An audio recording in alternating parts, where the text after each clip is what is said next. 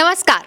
पशुपति पारस के घर लालू ने दही चिवड़ा खाकर शाह और मोदी को एक चैलेंज दे दिया है। वहीं नीतीश कुमार ने भी एक बड़ा खेला करा है और अपने प्लान बी पर काम करना शुरू कर दिया है। क्या है वो प्लान बी? इस पर हम बात करेंगे चंद्रकांत जी से। चंद्रकांत जी, नीतीश किस प्लान बी पर काम कर रहे हैं? देखिए, नीतीश के प्लान बी को समझने से पहले यह समझना पड़ेगा कि लालू प्रसाद ने क्या किया। लालू प्रसाद दही चूड़ा खाने पहुंचते हैं पशुपति पारस के घर। अब इसमें दो घटनाओं को, दो बयानों को समझिए। तेजस्वी यादव एक दिन पहले ये कहते हैं कि पशुपति पारस के साथ हमारे पारिवारिक रिश्ते हैं, रामविलास पासवान के साथ हमारे पारिवारिक रिश्ते हैं। लेकिन जब दही चूड़ा की बात आती है तो लालू प्रसाद के साथ तेजस्वी यादव दही चूड़ा खाने नहीं जाते। साथ में कौन जाता है? साथ में जाते हैं तेज प्रताप यादव। तेज प्रताप यादव यानी कि लालू प्रसाद के जो बेटे हैं वो जाते हैं। एक तो घटना ये होती है। और लालू प्रसाद जब वहां पहुंचते हैं, पत्रकारों की बात होती है। जाहिर सी बात है कि पत्रकार पूछेंगे कि पशुपति पारस को लेकर आरजेडी का रुख क्या है। बिल्कुल।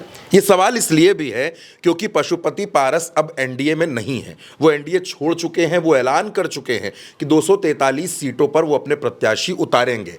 अब लालू प्रसाद से जब पूछा गया कि क्या महागठबंधन में पारस को आप लेंगे, तो लालू प्रसाद ने करके, मतलब हल्का सा वो हाँ बोले और उसके बाद आगे बढ़ गए। अब यही सवाल अवंतिका होता है पारस से कि आप बताइए कि आप लालू प्रसाद के साथ, तेजस्वी के साथ जाएंगे? तो पशुपति पारस कहते हैं कि देखिए, वक्त की गर्त में बहुत सी बातें हैं और वक्त तय करेगा कि क्या करना। और बिहार में आप जानती हैं कि नेताओं के बयानों में बहुत कुछ छिपा होता है। अब सवाल यह है कि आमंत्रण तो नीतीश कुमार को भी मिला था, तो फिर नीतीश कुमार क्यों नहीं गए? दरअसल यही नीतीश कुमार का प्लान बी है और आपको इसको समझना पड़ेगा। लालू और नीतीश कौन है? नीतीश मौजूदा मुख्यमंत्री हैं और लालू मुख्यमंत्री रह चुके हैं। मीसा भारती कहती हैं कि दोनों के रिश्ते भाई की तरह हैं। दोनों एक दूसरे की आंखें पढ़ लेते हैं, दोनों इशारों में बातें कर लेते हैं। और रोहिणी आचार्य, जो दूसरी बेटी हैं लालू प्रसाद की, वो कहती हैं कि पापा की बातें हमेशा सच होती हैं। तमाम तरह की खबरें आपने देखी, मीसा भारती और रोहिणी का ये बयान भी आपने सुना।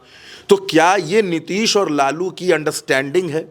ये कोई अंदर अंदर की प्लानिंग है? देखिए, अगर नीतीश कुमार इस कार्यक्रम में जाते तो क्या होता?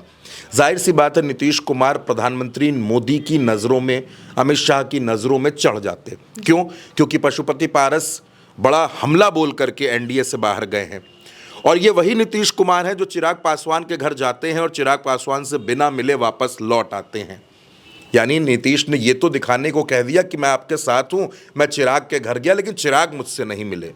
जो नीतीश कुमार, देखिए, नीतीश कुमार की राजनीति को समझ पाना बच्चों का खेल नहीं है। नीतीश कुमार की, और मैं तो ये भी कहता हूं कि इस देश की राजनीति में आप सभी की राजनीति समझ सकते हैं, मुलायम सिंह की, शरद पवार की, सबकी सियासत समझ सकते हैं, लेकिन नीतीश कुमार की सियासत हर कोई नहीं समझ सकता।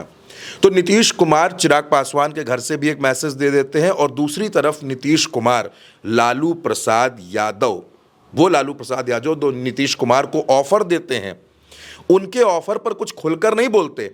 ऑफर पर नीतीश कुमार ने हाँ या ना कुछ नहीं बोला। नीतीश कुमार ने क्या कहा था कि अब हम यहां आ गए हैं, अब हम कहीं नहीं जाएंगे। तो आप नीतीश कुमार को समझने की कोशिश कीजिए। नीतीश कुमार ने वहां ना जाकर भी एक बड़ा खेल कर दिया है। खेल ये कर दिया है कि उन्होंने पशुपति पारस को महागठबंधन में एंट्री कराने का लालू प्रसाद के जरिए एक रास्ता खुलवा दिया। दरअसल नीतीश कुमार ये चाहते हैं कि उनके इर्द गिर्द एक ऐसी सिक्योरिटी लेयर तैयार हो जाए। अभी क्या है, नीतीश कुमार मुख्यमंत्री हैं, पुलिस प्रशासन, गृह विभाग सब उनके अंडर में है।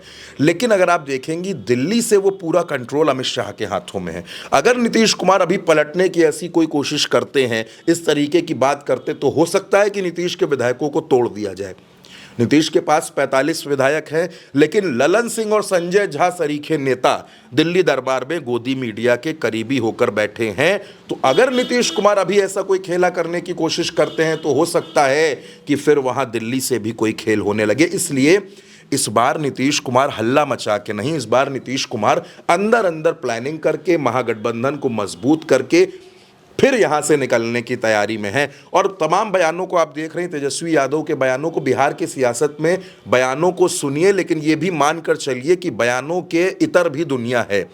तो कुल मिलाकर जो प्लान बी नीतीश कुमार ने लगाया है वो था पशुपति पारस को महागठबंधन में एंट्री दिलाने का।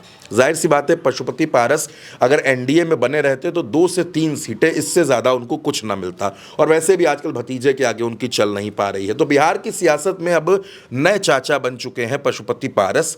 पशुपति पारस, लालू प्रसाद, कांग्रेस और नीतीश, अगर ये गठबंधन तैयार हो जाता है, क्योंकि बिहार की राजनीति में कोई भी गठबंधन कभी भी बन सकता है, तो आप ये मान के चलिए फिर भारतीय जनता पार्टी के लिए 25 सीटें जीतना भी दूर की कौड़ी हो जाएगा। फिलहाल ये जो था, ये नीतीश कुमार का प्लान बी कितना असरदार होगा और कितना ये मजबूत करेगा लालू प्रसाद को, तेजस्वी को, ये आने वाला वक्त बताएगा। लेकिन फिलहाल एक बात मैं आपसे आखिर में ज़रूर ये कह सकता हूँ कि बिहार की राजनीति में आने वाले 2 से 3 दिन और अहम होने वाले हैं। और भी ज़्यादा घटनाएं और भी ज़्यादा घटनाक्रम आपको देखने मिलेंगे और भी ज़्यादा बयान आपको सुनने को मिलेंगे। बिल्कुल, यानी कि देखा जाए, और जैसा कि चंद्रकांत जी ने भी बताया कि बिहार में आने वाले 2 से 3 दिनों में बहुत कुछ हो सकता है और ये 2 से 3 दिन काफ़ी ज़्यादा महत्वपूर्ण, इम्पॉर्टेंट भी हैं। फिलहाल जिस तरीके के बयान सामने आ रहे हैं, जिस तरीके के जो रिएक्शंस हैं नेताओं के, वो सामने आ रहे हैं, वो देखने के बाद तो यही लगता है कि आने वाले दिनों में कुछ ना कुछ बड़ा बिहार में जरूर होगा और खबर निकलकर सामने जरूर आएगी। लेकिन फिलहाल के लिए हमारे साथ इस चर्चा में इतना ही। चर्चा कैसी लगी इसका जवाब कमेंट सेक्शन में दीजिएगा, चैनल को सब्सक्राइब कीजिएगा और वीडियो को ज्यादा से ज्यादा दोस्तों के साथ शेयर करिएगा।